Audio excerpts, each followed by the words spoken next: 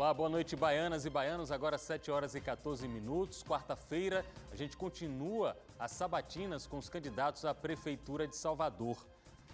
A gente vai conversar hoje com Eslane Paixão, a continuidade das sabatinas desde a segunda-feira, desde a sexta-feira da semana passada, a gente está trazendo para o eleitor opções e informações a respeito do plano de governo de cada um. Mais do que saber o que cada um quer fazer com a capital, com a principal cidade da Bahia, a gente quer saber a forma com que cada um vai poder implementar as suas ideias. Para isso, a gente analisou detalhadamente o plano de governo de cada um dos candidatos para poder entender como cada um quer transformar uma promessa de campanha em uma realidade para os soteropolitanos. Os principais pontos de cada plano de governo foram analisados. Acreditamos que o cidadão bem informado tem mais ferramentas para um voto consciente e qualificado.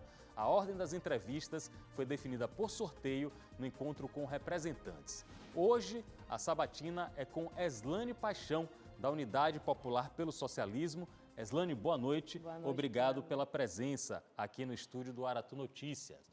Eslane da Silva Paixão tem 31 anos, é nascida na cidade de Feira de Santana e é presidenta estadual da Unidade Popular pelo Socialismo. Tem nível superior incompleto, já foi candidata a vereadora em Salvador em 2020 e candidata a deputada estadual em 2022. É coordenadora do MLB, Movimento de Luta nos Bairros, Vilas e Favelas. Tem como candidata a vice Giovana Ferreira. A partir de agora, a gente conta os minutos da entrevista, 17 minutos para a entrevista, e eu começo a conversar com a candidata, lembrando um fato lamentável que acompanhou sua campanha. No sábado passado, a senhora registrou boletim de ocorrência por agressão feita durante um evento no Rio Vermelho.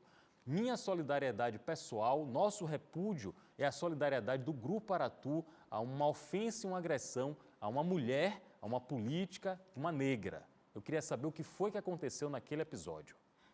Pablo, eu queria, primeiro, antes de falar sobre isso, dedicar essa minha participação aqui e me solidarizar com a família do jovem Wendel dos Santos, que foi assassinado essa semana lá em Valéria e que mostra que essa política de segurança pública que existe na nossa cidade, no nosso estado, é uma política que não funciona, que é o mesmo caso que aconteceu com o Wendel, demonstra o racismo que ainda está impregnado na nossa sociedade, porque jovens como o Wendel passaram e sofreram, né, foi alvejado.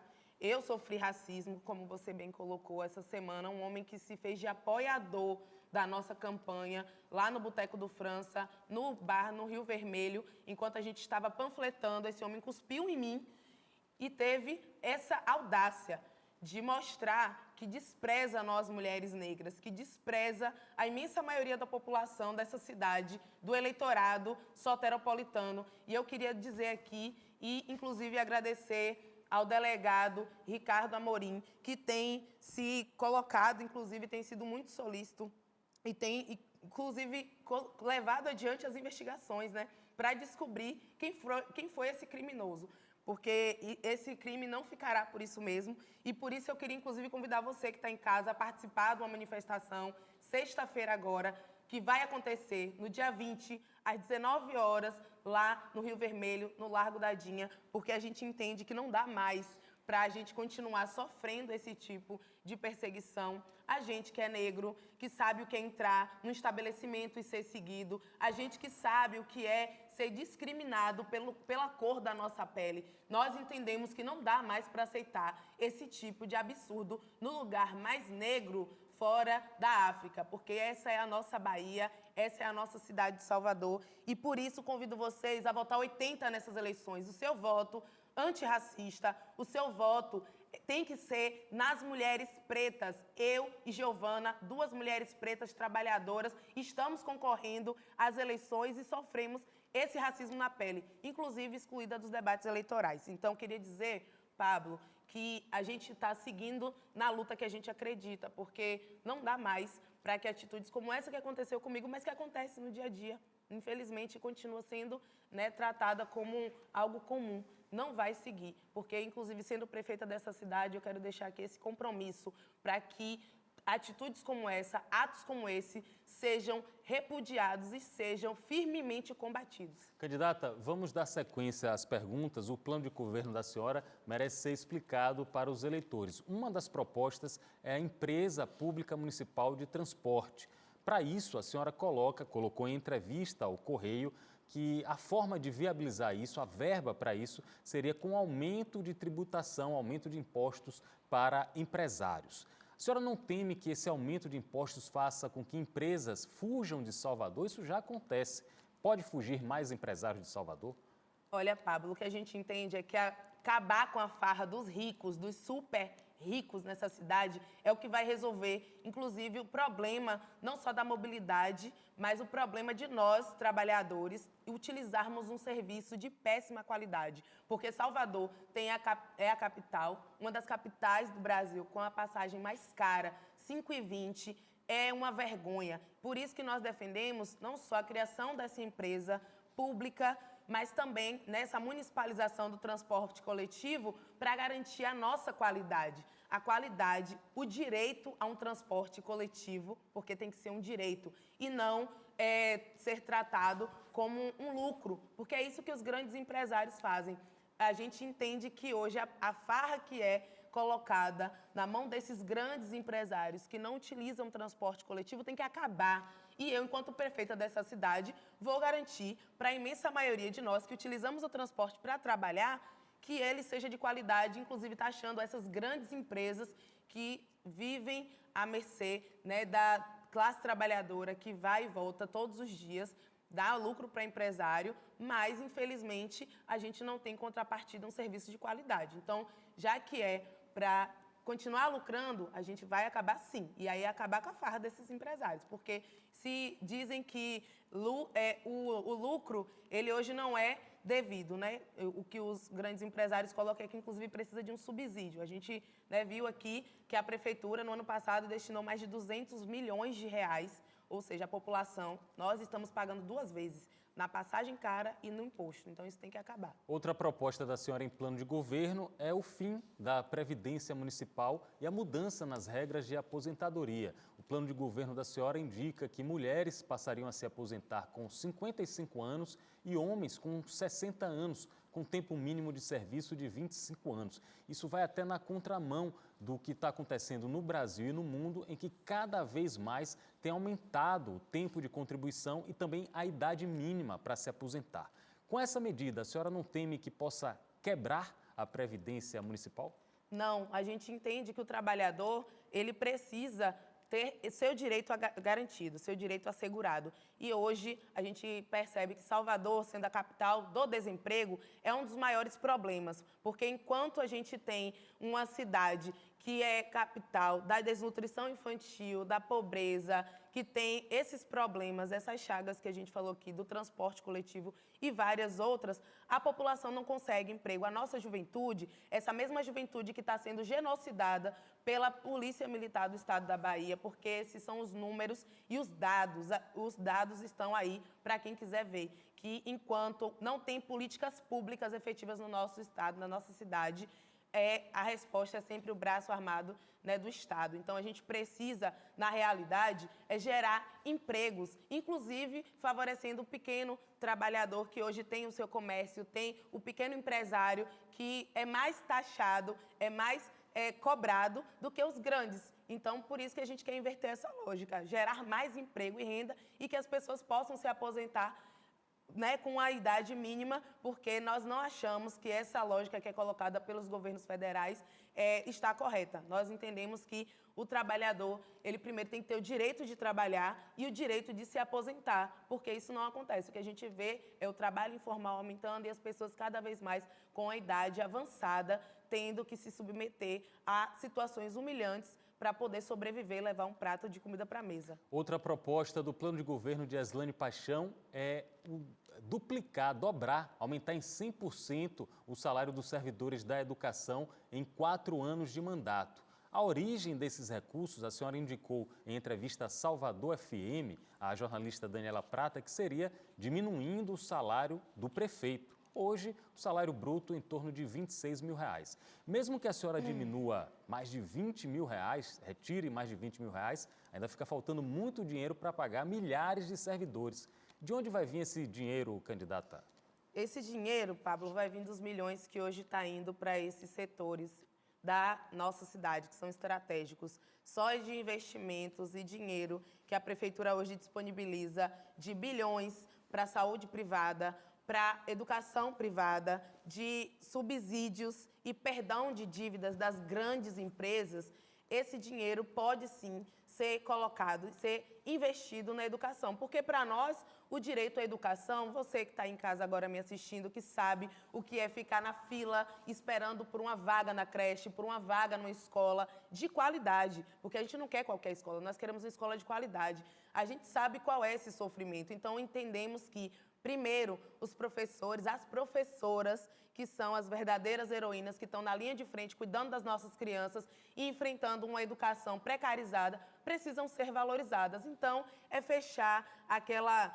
Vamos imaginar um tanque, né, que a torneira para os grandes empresários estão abertas a todo momento, enquanto para as áreas essenciais da nossa cidade, saúde, educação, essa vive pingando, gota a gota. Então, por isso que a gente entende que os recursos que hoje não estão sendo destinados à educação pública, todos os nossos impostos, eles têm que ser investidos no que é prioridade, que é a educação. E, no caso, a gente defende que, inclusive, o meu salário seja com base no salário das professoras, que hoje não recebem o piso nacional. Ainda falando em educação, a senhora defende a chamada escola aberta, com inclusão, inclusive, de novos conteúdos, como prática de arte, xadrez, ensino da cultura indígena e ensino de educação sexual. A senhora não tem receio que isso seja interpretado pelos conservadores como um incentivo à sexualização da infância? Olha, Pablo, nós entendemos, e tem estudos, inclusive, que apontam que hoje no nosso país os setores conservadores estão lá no Congresso, porque as evangélicas que foram consultadas, católicas pelo direito de abortar, entendem que a política de luta contra a discriminação do aborto no nosso país, pela legalização do aborto, é justamente entender que as meninas, mulheres, estão sendo estupradas dentro de casa, pelos que convivem dentro das nossas moradias. E por isso que ter uma educação não só sexual nas escolas, para que essas crianças não enfrentem abuso caladas e saibam, inclusive, o que estão passando, é muito importante. Mas, para isso, temos que ter acesso à cultura, a esporte, lazer, o que é negado nas periferias da nossa cidade. Então, por isso, assim como diz o doutor Hélio Santos, doutor honoris causa da UFBA, ele diz, a gente tem que invadir as periferias com esporte, com lazer, porque o que está faltando para a nossa juventude, para nossos filhos da classe trabalhadora, é acesso a isso, porque nos bairros ricos, os filhos dos ricos têm acesso, desde a sua infância, a todo um debate de conhecer o mundo, mas as nossas crianças são privadas disso. Então, por isso que a gente entende, sim, que a educação ela é fundamental. Outra proposta é a criação de TV e rádio do município. Como é que seria o funcionamento de TV e rádio do município e, principalmente, qual o tipo de conteúdo que a senhora gostaria que eles exibissem? Olha, Pablo, a gente entende que a democratização dos meios de comunicação no nosso país, ele tem que acontecer. E a criação dessa empresa é justamente para que não fique hoje na mão dos grandes conglomerados aí que controlam não só a comunicação do nosso país, mas que controlam a economia, a política e, consequentemente, a opinião da população à mercê do interesse de pequenos grupos ou pequenas famílias. A gente entende que o conteúdo que tem que ser passado para a nossa população tem que ser acesso, como a gente falou aqui, a uma cultura, né, de qualidade, a uma educação de qualidade, a que as pessoas possam, sim, enxergar o mundo de uma outra forma e não como esse sistema capitalista coloca para nós o individualismo acima de tudo, como se, inclusive, a solução dos problemas ela fosse individual e a culpa também dos problemas fosse individual e não por parte de um Estado, de um poder público que tem a obrigação em cuidar daqueles que mais precisam. Então, nós temos essa proposta da criação de TV e rádio para que a população possa, de fato, ser informada e ter, inclusive, acesso a todos os candidatos nos debates eleitorais, como agora eu estou sendo excluída porém, a gente entende que a democracia ela tem que ser alargada e por isso que a gente defende que todo mundo tenha acesso, por isso que é muito importante essa proposta e convido vocês a conhecer o nosso programa. Em saúde, o plano de governo da senhora determina o fim, a suspensão, a extinção de contratos com organizações sociais aqui em Salvador. Pelo levantamento feito no Aratu Notícias, são 50 organizações sociais voltadas para a saúde, 1 para a educação e 5 para a assistência social. A pergunta é a seguinte: romper esses contratos de uma maneira unilateral não vai criar um problema mais grave ainda na saúde da capital? Não, Pablo, na verdade vai criar uma solução, porque essas instituições que hoje são contratadas têm um lucro no meio disso, porque ninguém vai ofertar um serviço de maneira gratuita, a não ser o Estado, a não ser o poder público. Por isso que a gente entende que a Prefeitura tem que assumir a responsabilidade da saúde pública da nossa cidade e não as empresas que hoje, como eu disse aqui, lucram milhões e milhões de reais para poder gerir esse sistema que não dá certo, que não funciona, porque a imensa maioria dos soteropolitanos hoje sofrem com esse descaso na saúde pública, porque se fosse para dar certo, a gente não teria as filas intermináveis nos postos, os bairros, inclusive, que não têm posto de saúde, porque a gente está falando de uma Salvador que ainda vive essa realidade. Famílias que precisam de uma atenção básica e não existe. Tem que pagar, tem que ir para o setor privado, porque sabe que se ficar esperando por uma vaga no sistema público de saúde, pode até morrer. Então, por isso que a gente entende que a saúde no município ela tem que ser prioridade e o dinheiro público tem que ser investido no que é público e não, hoje, como acontece, sendo cada vez mais injetado dinheiro público no setor privado do que no que é público, no que é nosso. Candidata, as propostas da senhora são ousadas em muitos sentidos e precisariam de aprovação da Câmara de Vereadores, até porque algumas delas mexem com a lei orgânica municipal.